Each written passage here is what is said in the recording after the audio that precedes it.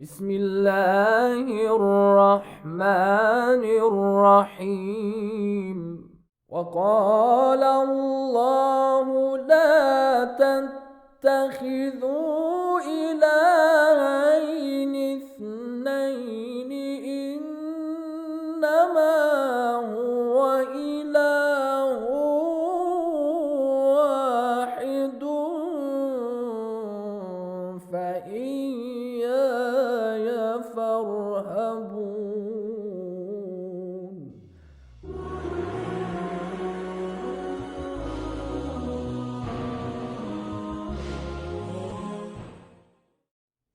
اعوذ باللہ من الشیطان الرجیم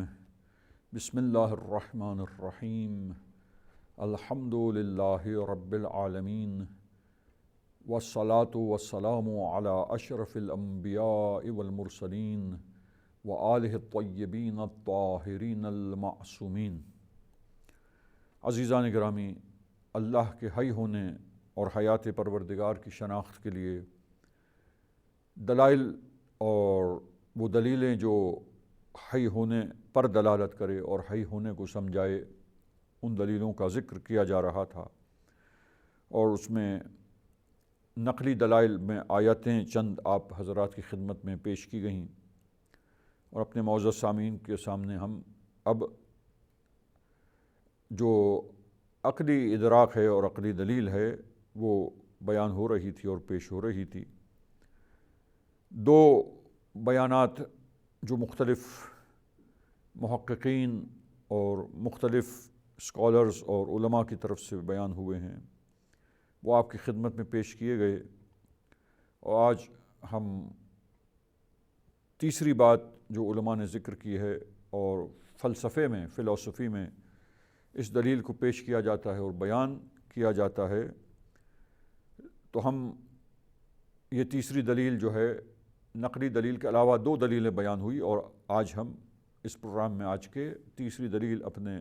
معزز سامعین کی خدمت میں پیش کرتے ہیں اور بیان کرتے ہیں۔ اور اس دلیل کو بیان کرنے سے پہلے ایک بات جس کا واضح ہونا ضروری ہے، وہ یہ ہے عزیزان گرامی کہ دیکھیے، موجود جو ہے موجودات، ان موجودات میں فلسفے میں ان موجودات کو جو تقسیم کیا گیا ہے، اس میں ایک تقسیم تو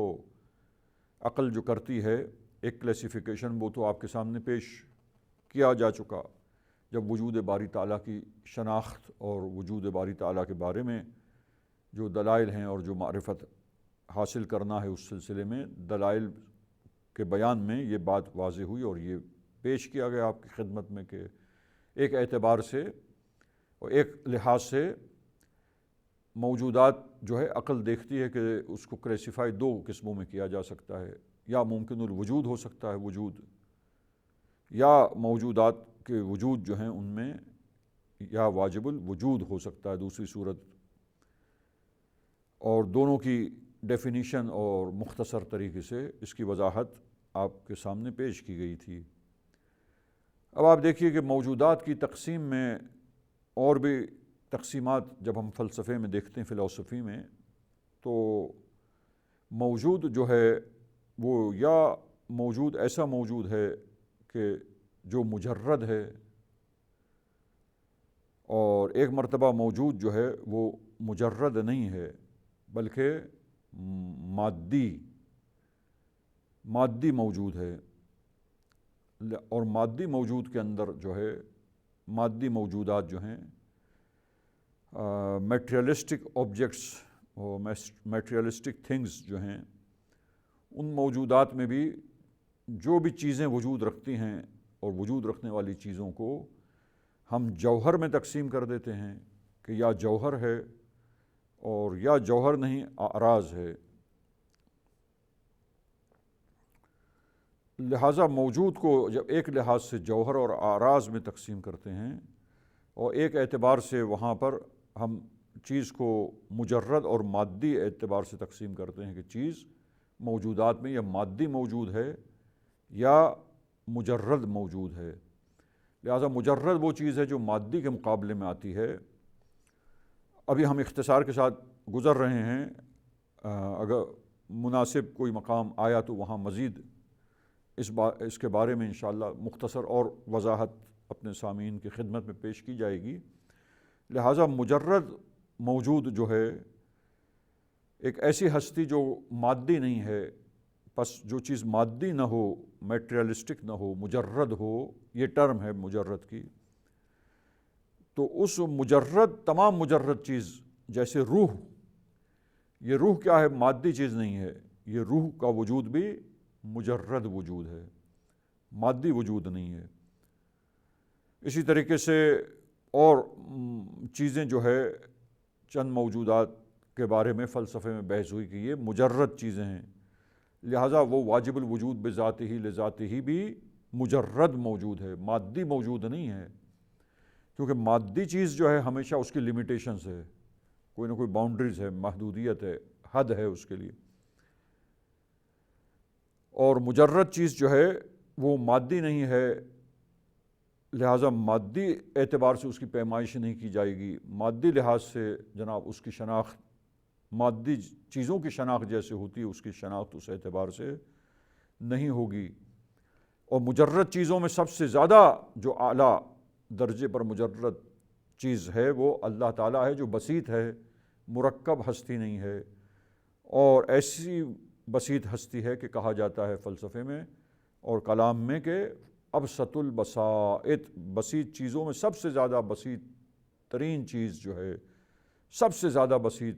شے جو ہے، سب سے زیادہ بسیط وجود جو ہے وہ خداوند متعال کا وجود ہے، جہاں پہ کسی قسم کی ترکیب اور مرکب ہونا یہ فرض ہی نہیں کیا جا سکتا۔ لہٰذا آپ دیکھیے کہ فلسفے میں یہ تیسری دلیل جو ہے کہ جب اللہ تعالیٰ کا وجود ایک ایسا وجود ہے، ایسا موجود ہے اللہ تعالیٰ جو مجرد موجود ہے، جب اللہ تعالیٰ مجرد موجود ہے جو مادی نہیں ہے، تو آپ دیکھیے کہ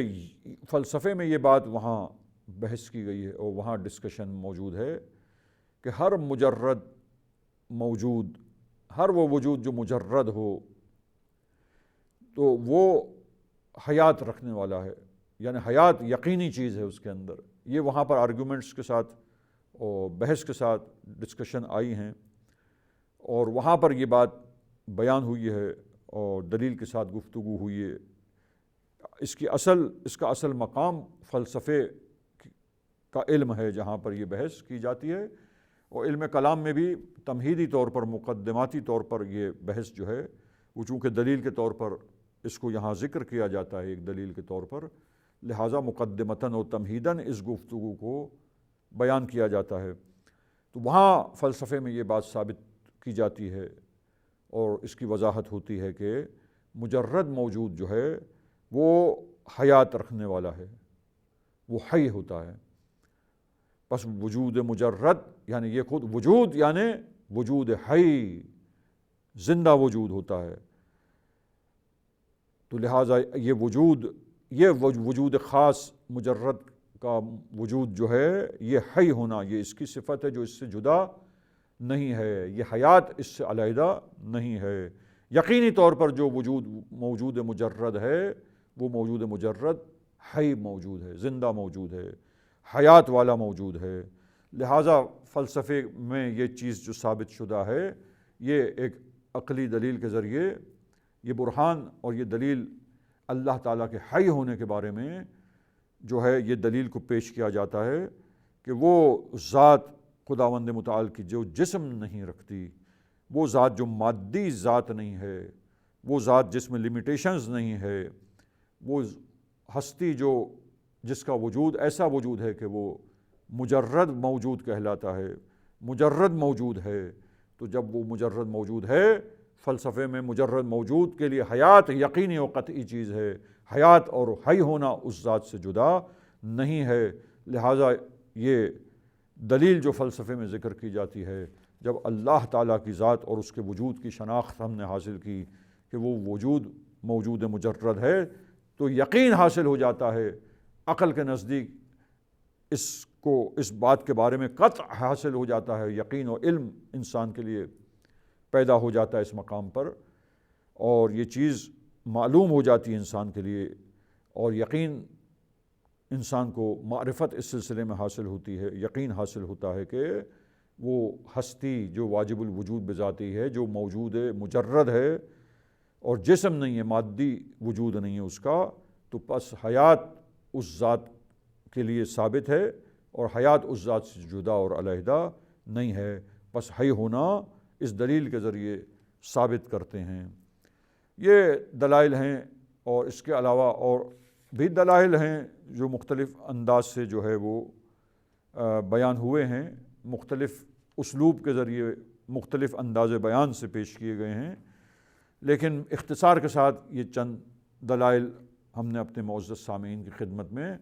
جو ایک خاص بیان کے ذریعے پیش ہوئے ہیں علماء کی کتابوں میں، ہم نے سامعین کرام کی خدمت میں پیش کیا۔ تو ان صفات میں سے پہلی صفت جو حی ہونا ہے اس کے بارے میں گفتگو ہوئی ناظرین کرام اور محترم سامعین۔ اب آئیے ہم آگے بڑھتے ہیں، گفتگو کے سلسلے کو آگے بڑھاتے ہیں، اور اب وہ دوسری صفت جو صفات ذاتی میں سے دوسری صفت ہے، علم خداوند متعال اور اللہ تعالیٰ کا علیم ہونا۔ تو اس علم کے بارے میں اب ہم جو صفت ہے اللہ تعالیٰ کی کہ وہ علیم ہے، وہ اللہ تعالیٰ عالم ہے، جاننے والا ہے، اور ہر شے پر علمی احاطہ رکھنے والی ذات، یعنی محیط ہے اللہ تعالیٰ کی ذات تمام اشیاء عالم پر، اور اس کا علم ہر چیز پر چھایا ہوا ہے۔ کوئی چیز بھی، چاہے وہ ظاہر ہو، چاہے باطن ہو، چھپی ہوئی ہو، آشکارا ہو، اللہ نے ان کو پیدا کیا ہے، لہٰذا اللہ ان کی ہر چیز سے، باطنی، ظاہری، چھپی ہوئی ہو، آشکارا ہو، ہر پہلو اور ہر چیز، ان اشیاء کے بارے میں اللہ سب کچھ جاننے والا ہے، اور وہ علمی احاطے کے لحاظ سے محیط ہے ان تمام مخلوقات پر جن کو اس نے خلق فرمایا، لہٰذا ہر شے سے آگاہ ہے، ہر چیز کے بارے میں آگہی رکھتا ہے، ہر شے کا جاننے والا ہے، اور کوئی چیز اس عالم و علیم پروردگار سے چھپی ہوئی نہیں ہے۔ عزیزان گرامی، اب یہ علم جو اللہ تعالیٰ کا علیم ہونا اور عالم ہونا، اور یہ علم کی جو صفت ہے، اس کے بارے میں اللہ تعالیٰ کے علیم ہونے کی شناخت اور اس صفت کے بارے میں معرفت، یہاں پر دو سوال ہیں جو ہم اپنے سامعین کرام کی خدمت میں پیش کرتے ہیں، اور ان دو سوالوں کے پیش کرنے کے ساتھ ساتھ ہم آج کی گفتگو کو اختتام پر پہنچائیں گے ناظرین کرام، اور پھر اگلے پروگرام میں انشاءاللہ اسی صفت کے بارے میں، اللہ تعالیٰ کی اس صفت کی شناخت کے لیے، معرفت کے لیے عقائد کی کتابوں میں جو کچھ گفتگو ہوئی اس میں سے بعض حصہ، کچھ اہم باتیں علم پروردگار کے سلسلے میں اور اس اللہ کے علیم ہونے کے بارے میں جو باتیں پیش ہوئی ہیں، جو بیانات آئے ہیں، ان میں ان کا کچھ حصہ اپنے سامعین کرام کی خدمت میں بیان کیا جائے گا، اس لیے کہ اختصار مطلوب ہے، اختصار کے ساتھ یہ پروگرامز منعقد کیے گئے ہیں تاکہ مختصر طور پر ان باتوں کو، عقائد کی باتوں کو اور عقائد کو معزز سامعین کرام کی خدمت میں بیان کیا جائے۔ اب علم خداوند متعال کے بارے میں ایک سوال یہ ہے کہ یہ پروردگار کا علم جب ہم اس کے بارے میں شناخت حاصل کرنا چاہتے ہیں، جب علم خداوند متعال کی معرفت حاصل کرنا چاہتے ہیں اور علم کے بارے میں گفتگو کریں گے، تو ایک سوال یہ پیش ہوتا ہے کہ یہ اللہ تعالیٰ کا علم کس قسم کا علم ہے، یہ اللہ کے علم کی کیسی صورتحال ہے، اس علم کو ہم کیسے سمجھیں کہ یہ اللہ کا علیم ہونا اور عالم ہونا، یہ علم کس انداز سے ہے، یہ علم کس طریقے سے ہے۔ بس علم خداوند عالم کے بارے میں یہ سوال ہے کہ وہ علم جو اللہ تعالیٰ کی صفت ہے، اللہ تعالیٰ علیم اور عالم ہے، یہ علم خداوند متعال یہ ہے کیا، کس انداز سے ہم اس کو سمجھیں، اور علم جیسے دوسری مخلوقات جو عالم ہوتی ہیں، اللہ تعالیٰ کی مخلوقات جیسے فرشتوں کو علم ہوتا ہے بہت سی چیزوں کا جو اللہ انہیں عطا کرتا ہے، اسی طریقے سے جنات اور مخلوقات میں سے جنات جو ہیں اللہ انہیں علم عطا کرتا ہے، بہت سی چیزیں ان کے علم میں آتی ہیں۔ اسی طریقے سے انسان اللہ تعالیٰ کی عنایت سے پروردگار عالم کی جو مہربانی کے ساتھ انسان کی خلقت ایسی ہے کہ اللہ تعالیٰ لطف و کرم سے اس کو علم عطا کرتا ہے، اور یہ صلاحیت اس انداز سے اس کو خلق کیا اللہ تعالیٰ نے انسان کو، شعور کی نعمت عطا کر کے، عقل جیسی عظیم نعمت عنایت کر کے، کہ اس عقل کو بروئے کار لا کر، اس عقل کو استعمال کر کے انسان آگہی حاصل کرتا ہے، سمجھتا ہے حقیقتوں کو، علم حاصل کرتا ہے، وہ چیزیں جو نہیں معلوم تھیں، جو مجہول تھیں اس کے انسان کے لیے، عقل کو جب استعمال کرے، بروئے کار لائے اور تفکر کرے، مشاہدات کرے، تجربات کرے، تو پھر وہ چیزیں جو مجہول تھیں وہ اس کے بارے میں انسان علم حاصل کرتا ہے، وہ اس کے لیے معلوم ہو جاتی ہیں، بہت ساری چیزیں اور حقائق انسان کے لیے روشن ہوتے ہیں، معلوم ہوتے ہیں۔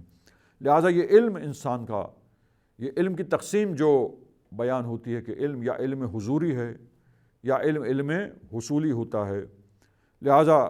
اب سوال یہ ہے کہ یہ علم اللہ تعالیٰ کے علم کی جب ہم بات کرتے ہیں اور اس حیثیت سے، اس اعتبار سے، اس صفت کے لحاظ سے ہم